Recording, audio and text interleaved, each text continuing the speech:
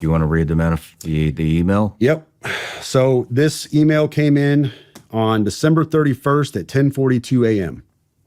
That is Tuesday. He said, in case I do not make it to my decision point or on to the Mexico border, I am sending this now. Please do not release this until 1 January and keep my identity private until then. First off, I am not under duress or hostile influence or control. My first car was a 2006 black Ford Mustang V6 for verification. What we have been seeing with drones, he puts that in quotes, he says drones, is the operational use of gravitic propulsion systems powered aircraft by most recently China and the East Coast, but throughout history, the US. Only we in China have this capability. Our OPCEN, that's Operations Center, our OPCEN location for this activity is in the box below.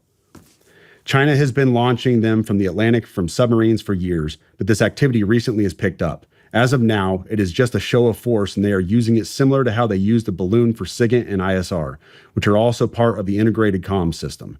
There are dozens of those balloons in the air at any given time.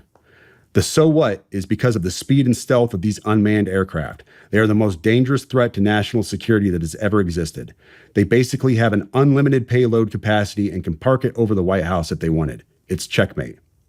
U.S. government needs to give the history of this, how we are employing it and weaponizing it, how China is employing them and what the way forward is.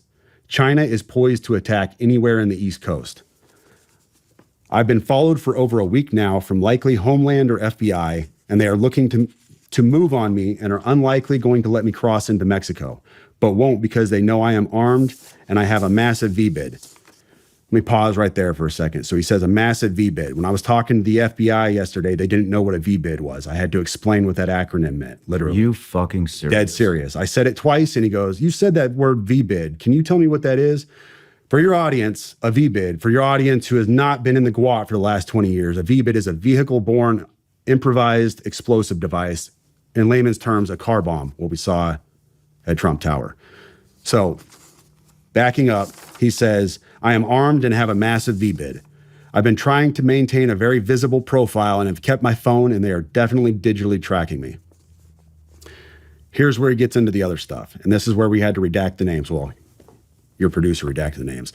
I have knowledge of this program and also war crimes that were covered up during airstrikes in Nimruz province, Afghanistan in 2019 by the admin, DOD, DEA, and CIA. I conducted targeting for these strikes of over 125 buildings.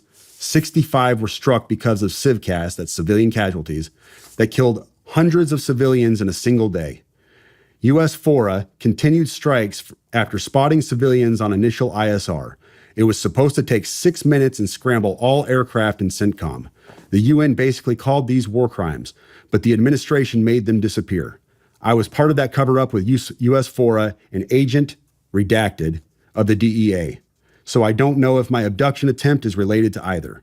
I worked with redacted IO staff on this as well as the response to Bala Murghab. Redacted commander at the time, redacted can validate this. You need to elevate this to the media so we avoid a world war because this is a mutually assured destruction situation. Then he says, for vetting, my LinkedIn is Matt Berg or Matthew Livelsberger, an active duty 18 Zulu out of 110, that's 1st Battalion, 10th Special Forces Group.